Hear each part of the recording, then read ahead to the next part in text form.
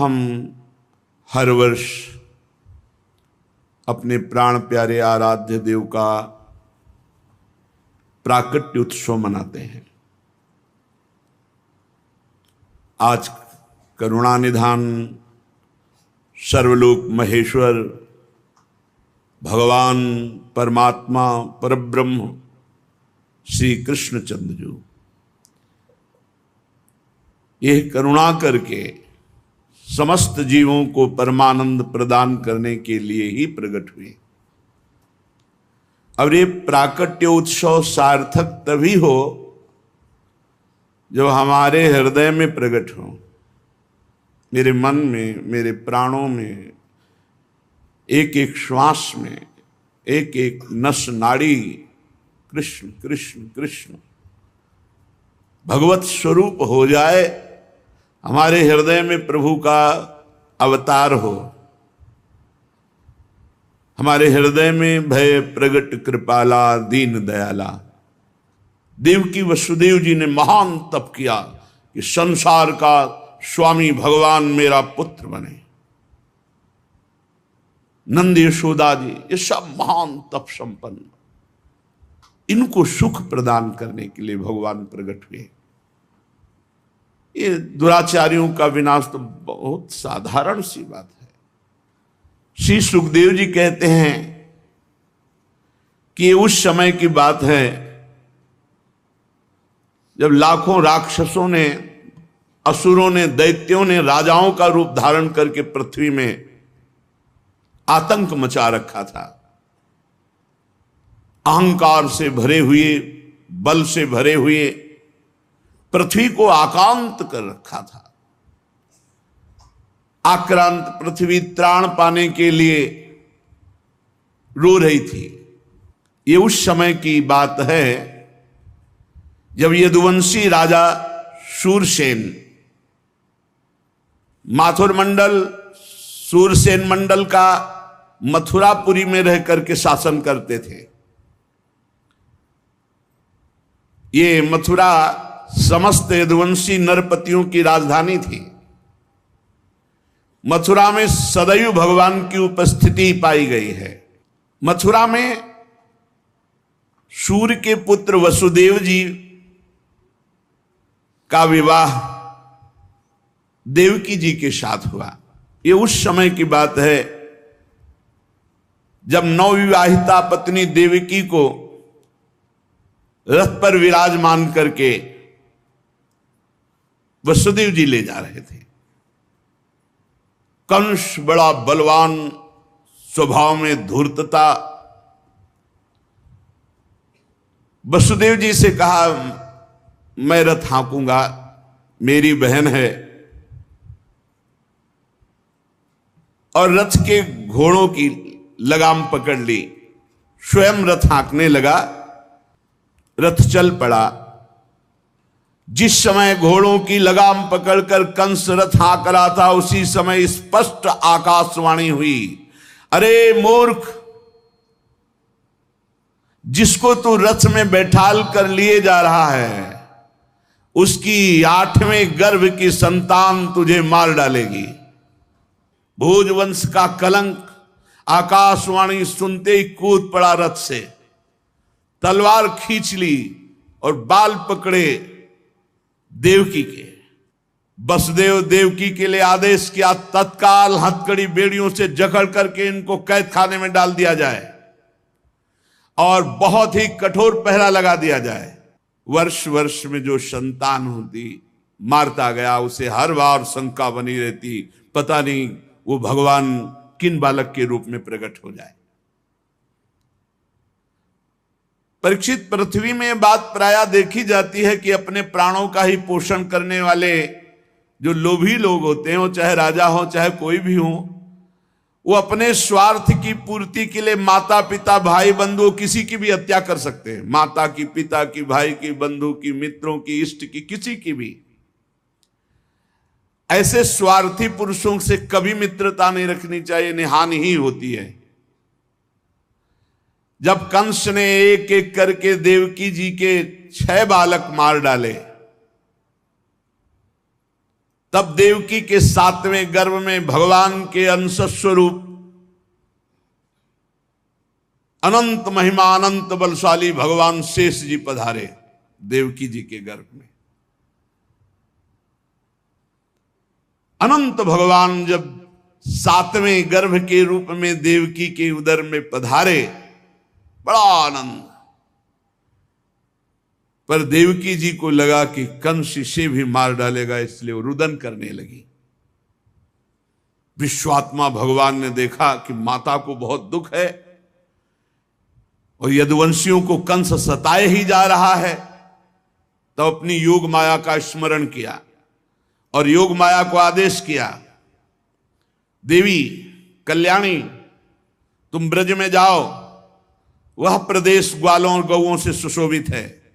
वहां नंद बाबा के गोकुल में वसुदेव जी की पत्नी रोहिणी गुप्त रूप से निवास कर रही। उनकी और भी पत्नियां कंस के डर से गुप्त स्थानों में रह रही। इस समय मेरा महान अंश, जिसे अनंत शेष जी कहते हैं, देवकी के उदर में गर्भ रूप से विराजमान है। तुम जाओ वहां से उस गर्भ को रोहिणी के उदर में रखो। मैं स्वयं आ रहा हूं, अब विलंब सा आने जा रहा। अब मैं समस्त ज्ञान बल आदि अंशों के साथ देवकी का पुत्र बनूंगा और नंद बाबा की पत्नी यशोदा के गर्भ से तुम प्रकट हो। योग माया को आदेश किया। जब योग माया ने देवकी का गर्भ ले जाकर रोहिणी के उदर में रख दिया, तब समस्त द्वारपाल और सब जगह खबर पहुंच गई, गर्भ नष्ट हो गया देवकी। किसी को आंतरिक पता तो है नहीं। नगरवासी बहुत कि बेचारी के 6 तो मार डाले गए और 7वां गर्भ नष्ट हो गया। हाय कितना कष्ट देवकी को है। देवकी जी भगवान का निवास स्थान बन गई। परीक्षित, अब समस्त शुभ गुणों से युक्त बहुत सुहावना समय आया। रोहिणी नक्षत्र था। आकाश के सभी नक्षत्र ग्रह और तारे सौम्य हो रहे थे। अब तो काले काले मेघ आकर मंडराने लगे और धीरे धीरे गर्जना करते हैं। भारी वर्षा प्रारंभ। जन्म मृत्यु के चक्र से छुड़ाने वाले जनार्दन भगवान का अवतार समय निशीत रात के 12 बजे। उसी समय सबके हृदय में विराजमान भगवान देवरूपिणी देवकी के सामने प्रकट हुए। श्री भगवान ने कहा, देवी स्वयंभू मनवंतर में जब तुम्हारा पहला जन्म हुआ था, उस समय तुम्हारा नाम था प्रश्नी और ये वसुदेव श्रुतपा नाम के प्रजापति थे। तुम दोनों के हृदय में बड़े ही शुद्ध भाव थे। जब ब्रह्मा जी ने तुम दोनों को संतान उत्पन्न करने की आज्ञा दी, तब तुम लोगों ने इंद्रियों का दमन करके उत्कृष्ट तपस्या की। तुम दोनों ने वर्षा, वायु, घाम, शीत, उष्ण आदि काल के विभिन्न गुणों को सहन किया और प्राणायाम के द्वारा अपने मन के मल को धो डाला। तुम दोनों ने सूखे पत्ते खाकर फिर हवा पीकर केवल तपस्या की। अभीष्ट वर प्राप्त करने की इच्छा से मेरी आराधना की। कितना कठिन तप। मुझ में चित्त लगाकर ऐसा परम दुष्कर घोर तप करते हुए देवताओं के 12,000 वर्ष व्यतीत हो गए। पुण्यमयी देवी, उस समय मैं तुम दोनों पर प्रसन्न हुआ, क्योंकि तुम दोनों तपस्या, श्रद्धा, प्रेममयी भक्ति से अपने हृदय में नित्य निरंतर मेरी भावना की थी। जैसा मैं आज तुम्हारे सामने प्रकट हुआ हूं, ऐसा उस समय भी प्रकट हुआ था और तुमसे कहा वरदान मांगो। तब तुम दोनों ने कहा आप जैसा पुत्र मुझे चाहिए। तो मेरे जैसा तो सिर्फ मैं ही हूं। तो मेरे जैसा पुत्र, तो मैंने ये वरदान दिया कि मैं ही स्वयं तुम्हारा पुत्र बनकर आऊं। ये छोटी मोटी तपस्या का फल नहीं है, आप देख लीजिए। अगर आप जीवन भर रामकृष्ण हरि भगवान नाम जपते हुए भगवत प्राप्त हो जाते तो कितना सरल है, कितना सरल है इसीलिए धन्य है ये कलयुग जो कम समय में भगवत प्राप्ति, केवल भगवान नाम जप और थोड़ा सा केवल पापाचरण से अपने को बचा लो तो भगवत प्राप्ति हो जाएगी। हे माता जी, मैंने देखा कि संसार में शील, स्वभाव, उदारता, अन्य गुणों में मेरे जैसा कोई नहीं, इसलिए मैं ही तुम्हारा पुत्र हुआ। मैं ही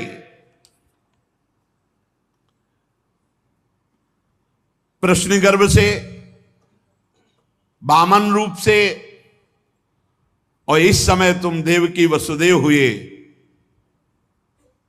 वासुदेव के रूप से। एक बार मैं वचन बोलता हूं, उसे 3 बार पूरा करता हूं। यह भगवान का नियम। मेरी वाणी त्रिकाल सत्य है। एक बार तुमने मांगा पुत्र तो प्रश्नी गर्भ, वामन रूप, और इस समय वासुदेव रूप, कश्यप आदित्य के रूप में वामन रूप। और मैंने ये रूप इसलिए प्रकट किया कि जब मैं अवतार लेकर मनुष्य शरीर में लीला करूंगा तो मुझे पहचान पाना बहुत कठिन है। इसलिए तुम लोग ध्यान रखना मैं कौन हूं। ये खास बात, एक खास बात, ध्यान देने योग्य बात है। भगवान कह रहे हैं कि तुम दोनों मेरे प्रति पुत्र भाव और निरंतर ब्रह्म भाव रखना। युवाम माम पुत्र भावेन ब्रह्म भावेन चासकृत चिंतयंतो कृत स्नेहो या से थे मदगतिम पराम, तब तुम मेरे परम पद को प्राप्त होगी। चिंतनीय कौन है गोपाल जी, कौन है लाल जी? कह रहे तुम मेरे प्रति पुत्र भाव और निरंतर ब्रह्म भाव, इस प्रकार के चिंतन द्वारा तुम मेरे पद को, मेरे प्रिया प्रीतम है कौन? देखो हित सजनी जो नहीं कह रहे, जैसे हित हरिवंश करत अपनो जस प्रगट अखिल ब्रह्मांडन, अखिल ब्रह्मांड के अधिपति हैं। पर ब्रह्म परमात्मा तत्व की उपासना हो रही। हमारा भाव है कि वो हमारे यार हैं, हमारे मित्र हैं, हमारे पति हैं, हमारे पुत्र हैं, हमारे स्वामी हैं, जो भाव रख सके, लेकिन है कौन? इसीलिए शांत भाव है। शांत भाव में पूर्ण तत्व ज्ञान हो जाता है। भगवान इतना कहकर चुप हो गए और अपनी योग माया से देखते देखते एक छोटे शिशु के रूप में नीलमणि वसुदेव जी ने देखा कि भगवान तो बाल रूप हो गया। अब तो और डर लगा, कहीं कंस को पता चल गया और तलवार लिए हुए आवे, कुछ अमंगल करे। बहुत घबरा गए और भगवान ने कहा कि मुझे गोकुल पहुंचाओ, नंद बाबा के यहां सुधा मैया के पार्श्व में सुला के आओ। मुझे तुम्हें डर लग रहा है, मैं मारूंगा इसे, पर अभी मुझे पहुंचाओ वहां। भगवान की आज्ञा का पालन करने के लिए जो ही चेष्टा की, ध्यान दीजिए, भगवान की आज्ञा का पालन करने के लिए जो ही चेष्टा की तो अपने आप हथकड़ी बेड़ियां कट गई। माया की हथकड़ी बेड़ियां कट जाएंगी जो ही भगवान की आज्ञा का पालन कर। और बड़े बड़े दरवाजे, कोई एक दो नहीं थे, कई दरवाजे थे कंस के कारागार के। फटाफट सब ताले टूट गए, दरवाजे खुल गए। अद्भुत चमत्कार। और जितने पहरेदार घोर राक्षसी स्वभाव के, जिंदा खा जाए ऐसे पहरेदार थे, सब मूर्छित घोर निद्रा में। अब हथकड़ी बेड़ी कट गई, लाला को लेकर के चले। उस समय घोर बादल छाए हुए, अंधेरा, कुछ दिखाई नहीं दे रहा। कितना कष्ट में जीवन भक्त। अब सोचो, अभी अभी तो प्रकट हुए हैं और अभी अभी त्याग करने जा रहे हैं, अभी अभी त्याग करने। इधर समस्त द्वारपाल सब सोए हुए हैं, वसुदेव जी भगवान को लेकर। वर्षा हो रही, पीछे पीछे गुप्त रूप से शेष भगवान फण धारण के, मेरे प्रभु को बूंदे ना लगे। जब वो लीला कर रहे, वसुदेव जी को पता नहीं कि पीछे शेष भगवान फण धारण किए। वो तो बस चिंतन में चले जा रहे हैं, कैसे वहां जाएंगे, कोई जान ना जाए कोई। और वहां पहले ही योग माया ने पूरी व्यवस्था करी, पूरा का पूरा परिकर सब बेहोश है नींद में, किसी को सुध नहीं है। केवल यशोदा मैया को प्रारंभ में इतना था, कुछ हुआ और बेहोश हो गई।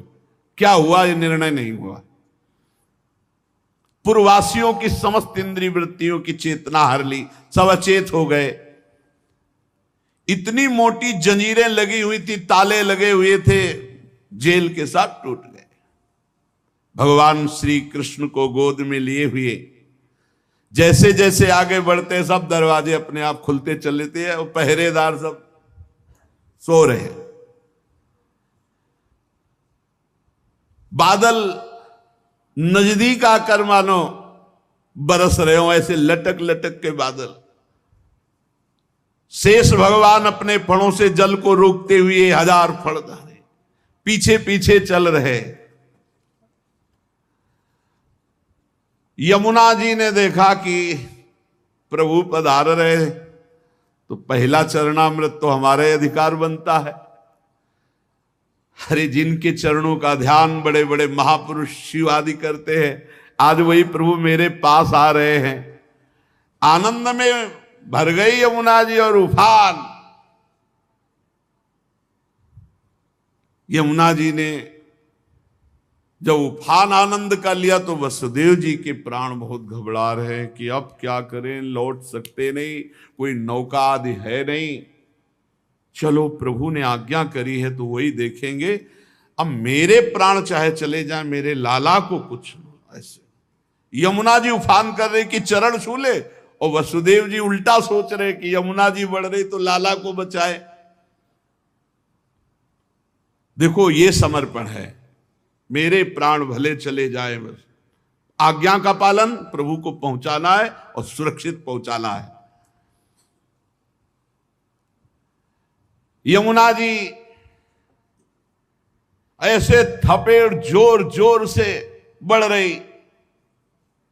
भगवान ने कहा बाबा तो और ऊपर उठाते चले जा रहे, तो यमुना जी और बढ़ती चली जाएंगी।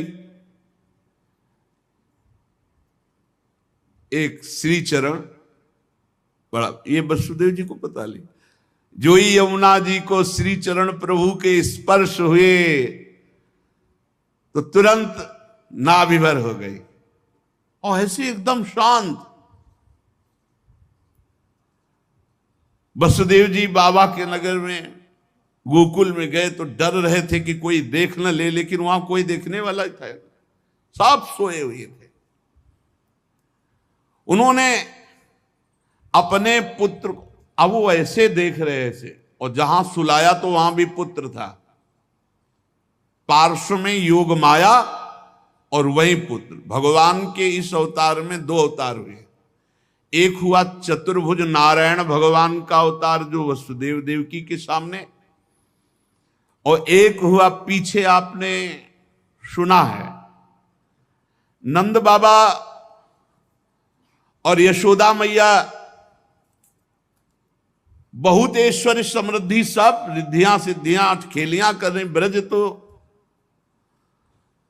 यहां रिद्धियां सिद्धियां अठखेलियां कर रही, कौन पूछता है। अवस्था डल गई थी नंद बाबा की, चौथापन था, और ब्रजवासी बाबा की इस दशा को देख के सह नहीं पा रहे थे। बाबा खिन्न रहते थे। उपनंद आदि वृद्ध गोपों ने परामर्श करके पुत्रेष्टि यज्ञ का आयोजन किया। सबने यज्ञ पुरुष गोपराज नंद को पुत्र प्रदान करने की प्रार्थना की भगवान से। पुत्रेष्टि यज्ञ हुआ। जैसे महाराज दशरथ जी की अवस्था डल चुकी थी तो श्रृंगी ऋषि ने पुत्रेष्टि यज्ञ करा, उससे खीर, फिर भगवान 4 रूपों में प्रकट हुए, राम लक्ष्मण भरत शत्रुघ्न। पुत्रेष्टि यज्ञ का अनुष्ठान हुआ नंद बाबा के यहां। अब उच्च कोटि के ब्रह्म ऋषि वेद ध्वनि आकाश में मुखरित हो रही थी। गोपराज श्री नंद बाबा अंतापुर में यशोदा मैया के पास बैठे हुए कहा, यशोदा रानी इस बार पूरे ब्रजवासियों का आशीर्वाद है, सब ब्रह्म ऋषि हैं। कई बार हो चुकी, इसका मतलब पुत्र के लिए कई बार उपाय किए जा चुके थे। इस बार फलस्वरूप में मेरे पुत्र होगा। मन में बड़ी कामना है। मेरा विश्वास है ये जो यज्ञ हो रही, चूंकि ब्रजवासियों का आशीर्वाद है और ब्रह्म ऋषि जन बड़े महिमाशाली हैं, पर मेरे मन में एक उदासी छा जाती कि कर्म से ऐसा पुत्र नहीं होगा जैसा मैंने एक स्वप्न देखा है। ये कर्म जनित तो नहीं हो सकता। यज्ञादि कर्मों के सभी फल चंचल हैं और मैंने जो पुत्र देखा है वो अचल है, अविनाशी है। बड़ी आशा, पर लगता है मेरी दुराशा है क्या? वो कर्म फल से तो नहीं प्राप्त हो सकता जैसे मैंने देखा है। मैंने एक स्वप्न देखा जो आज तक तुमसे नहीं बताया, यशोदा रानी से कहा। भगवान नारायण भी उतने सुंदर नहीं जैसा वो बालक सुंदर मुझे स्वप्न में दिखाई दिया। मुझे ऐसा लगता है कि त्रिभुवन में कोई है नहीं सुंदर। एक बार जिसके हृदय में वो प्रकट हुआ उसको कोई आकर्षित कर सके ऐसा त्रिभुवन में नहीं। ब्रजराज की बात सुनकर यशोदा रानी ने कहा, सच्ची तुमने स्वप्न में देखा है? बोले हाँ। बोले मैंने तो बताया नहीं, मैंने भी स्वप्न में देखा है। क्या? बोले मैं नित्य सहधर्मिणी हूं, तुम्हारी सुख दुख की नित्य संगिनी हूं, मैं तुमसे क्या छिपाऊं। जैसे बालक की बात कर रहे हो ना, हमने तो इसलिए नहीं बताया कि आप कहोगे कि तुम्हारा पागलपन है। बिल्कुल वैसे ही मैंने देखा है। श्यामश्चंचल चारु दीर्घ नयनो बालस्तवांक स्थले दुग्धोद्गारि पयोधरे स्फुटमसौ क्रीडन मया लोक्यते स्वप्नस्तत्की मुजागरः किमथ वेत्ते तन्न निश्चीयते सत्यम ब्रूहि सधर्मिणी स्फुरति किम सोयम तवाप्यंतरे। बाबा ने कहा मैंने भी देखा। दिव्याति दिव्य नीलमणि सदस्य श्याम सुंदर वर्ण एक बालक तुम्हारे गोद में दुग्ध पान कर रहा है, जो चंचल नेत्र मनोहर विशाल भाल तुम्हारी गोद में स्थित देखा, वो तुम्हारा पयोधर पान कर रहा है। कैसे बताऊं, अब तो मेरी ये दशा है कि सोता हूं या जागता हूं मुझे कुछ पता नहीं चलता। हर समय बालक लगता है मेरी गोद में चढ़ रहा है, मेरी दाढ़ी खींच रहा है। कभी मैं देखता हूं तुम्हारी गोद में दुग्ध पान कर रहा है। यशोदा मैया आनंद विवल होके कहने लगी, ब्रजराज ऐसा ही, ऐसा मैंने भी देखा है, ऐसा ही देखा है। वो तुम्हारे तोंद पर चढ़े खेल रहा, मैंने देखा है ऐसा। सत्य सत्य सत्य कहती हूं, मैंने देखा मैंने कि उसे स्तन पान करा रही हूं, पर संकोचवश नहीं बताया। कहां वो दिव्य बालक और कहां मैं। ब्रजराज नंद ने कहा मैंने असंभव समझकर ये बात तुमसे छुपाई थी। यशोदा मैया ने कहा मैंने भी, कि तुम हमारा पागलपन समझोगे। लेकिन ऐसा अगर दोनों के स्वप्न में आया तो जरूर भगवान हमारे स्वप्न को पूरा करेंगे। नारायण जिनकी हम आराधना करते हैं, नारायण सेवानिष्ठ नंद बाबा और यशोदा मैया दोनों तन मन वचन से भगवान श्री हरि की शरण में होकर के द्वादशी दिन यथाविधि व्रत करने का नियम लिया। पुत्रेष्टि यज्ञ के बाद द्वादशी व्रत की संख्या वृद्धि के साथ साथ अब वो स्वप्न में देखा हुआ जो दिव्याति दिव्य बालक है वो खुली आंखों झलकने लगा। अब तो भारी व्याकुलता बनी। व्रतानुष्ठान सर्वांग पूर्ण संपन्न हुआ तो एक दिन देखा कि स्वप्न में भगवान श्री हरि आए और मधुर वाणी में बोले, नंद यशोदा तुम मुझ में आसक्त और मेरे परम भक्त हो, तुम इतने खिन्न क्यों हो रहे हो। अतसी कुसुम के सदस्य श्याम सुंदर सुकुमार कुमार जो तुम्हारे स्वप्न में जागृत में अनुभूति का विषय बना हुआ है वो मैं हूं। निकुंज विलासी श्री ठाकुर जी ने कहा, जगत में वात्सल्य प्रेम का प्रचार करने के लिए मेरी प्रेरणा से द्रोण और धरा के रूप में तुम स्वर्ग से आविर्भूत हुए हो। कल्पों तपस्या की है मेरी प्राप्ति के लिए, जो ब्रह्मादि के लिए अलभ्य है। सौभाग्य है कि वो तुम्हें प्राप्त हो रहा है। उसी फल का आस्वादन करने के लिए अब तुम तैयार हो जाओ। चिंता मत करो गोपराज, मैं प्रकट होने वाला हूं। समझिए, वहां देवकी वसुदेव के यहां चतुर्भुज भगवान नारायण और यहां निकुंज विलासी श्री ठाकुर जी। श्री यशोदा जी बहुत आनंदित रहने लगी। तो एक दिन समस्त ब्रजवासियों ने देखा कि एक अर्धवृद्धा तपस्विनी स्नातक ब्राह्मण बालक को लिए गोपराज नंद की सभा में पधारी। इतनी तपस्विनी तेजस्विनी, सब ब्रजवासी खड़े हो गए और आसन देकर प्रणाम करके पूछा, देवी आप कौन हो? आज तक तो आपको देखा नहीं। आपको देखने पे लगता है साक्षात भगवान की योग माया शक्ति हो। ये बालक कौन है? नारद मुनि जैसा दिखाई देता है। आप परम हम ब्रजवासियों का कल्याण करने के लिए पधारी हो। गोपराज के सभासदों की बात सुनकर तपस्विनी ने मुस्कुराकर कहा, मेरा नाम पौर्णमासी है। मैं महान तपस्विनी और दैवज्ञा हूं। तीनों काल का मुझे ज्ञान है।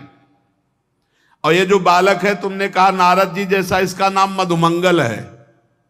ये बालक स्नातक है। इसका दर्शन करके नारद जी का स्मरण होना उचित ही है। ये संपूर्ण वृत्ति नारद जी वाली ही रखता है। तपस्विनी की बात सुनकर गोपराज सभा के सदस्यों ने हाथ जोड़कर पूछा, देवी हम आपकी सेवा करने योग्य बिल्कुल ही नहीं है। इस पर भी आपने हम लोगों पर महती कृपा की। मेरी कुछ समझ में नहीं आ रहा कि आप यहां क्यों पधारी। तो उन्होंने कहा, तुम लोगों को पता नहीं, एक अनिर्वचनीय महासौभाग्य उपस्थित होने वाला है, इसलिए मैं यहां आई हूं। सबके पूछने पर पौर्णमासी ने बताया, तुम लोगों के प्राणाधिक प्रीतम गोपराज नंद के यहां एक पुत्र होने वाला है, जो अखिल जगत को आनंद सिंधु में निमग्न कर देने वाला होगा। पौर्णमासी की बात सुनकर सभी परमानंद में उल्लसित पुलकित गदगद वाणी से कहने लगे, देवी आपके शुभागमन से हमारा ये ब्रज जो है महान तीर्थ हो गया। आपके लिए कृष्णांतिके यमुना जी के समीप हम एक पर्णशाला कुटी बना देते हैं। ये बात जब पौर्णमासी जी ने सुना तो उन्होंने कहा, ठीक ठीक, कृष्णांतिके अर्थात कृष्ण के समीप, ठीक तुम्हारी बात निकल गई। जो बालक होगा उसका नाम कृष्ण होगा। नंद नंदन के रूप में स्वयं प्रभु पधार रहे। पौर्णमासी देवी कालिंदी तट के समीप पर्णशाला में भगवान के दर्शन की अभिलाषा से निवास करने लगी। पौर्णमासी देवी देवर्षि नारद जी की शिष्या और श्री कृष्ण के आगे जो गुरु बनेंगे संदीपनी जी, उनकी माता हैं। संदीपनी मुनि की माता हैं ये पौर्णमासी देवी। ये महान शक्तिमती थी और श्री कृष्ण की मधुर लीला को सब प्रकार से जानती थी।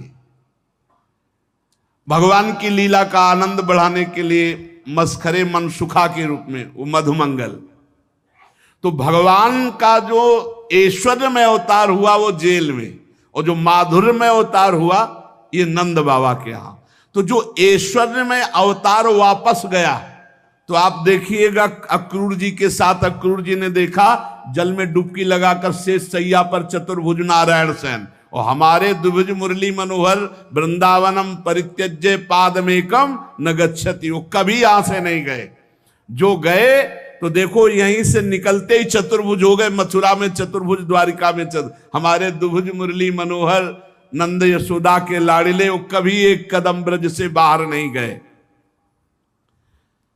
तो वहां योग माया के द्वारा नंद बाबा को यह पता ही नहीं चला कि हमने लाला में लाला का समर्पण किया, और पार्श्व में देखा, कन्या उठाया और आ गए। जे ही आए तो जैसे जैसे दरवाजे में प्रवेश करते जाते वैसे वैसे जंजीर ताला सब फिट, और जे ही वहां गए और देवकी जी की गोद में उस कन्या तेवी हथकड़ी बेड़ी जकड़ गई। योग माया के आते ही दरवाजे बंद, हथकड़ी बेड़ी जकड़ गई और पहरेदार जग गए और कन्या जोर जोर से रोने लगी। जो साक्षात भगवती है, पहरेदार भागते हुए गए, कंस से कहा महाराज 8वीं संतान उत्पन्न हुई। अब तो कंस के होश नहीं, वो तो जैसे पागल हो चुका, बाल बिखरे हुए, कई जगह गिरा, दौड़ता हुआ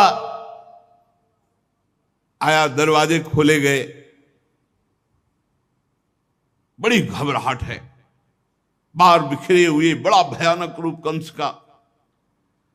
जग गए और पैर पकड़ा और कन्या को हाथ जोड़ रही। देवकी जी ने कहा भैया मारो मत, आकाशवाणी हुई थी कि पुत्र होगा, ये तो कन्या है, स्त्री जाति है, अभी बच्चा है, आप क्यों मार रहे हो?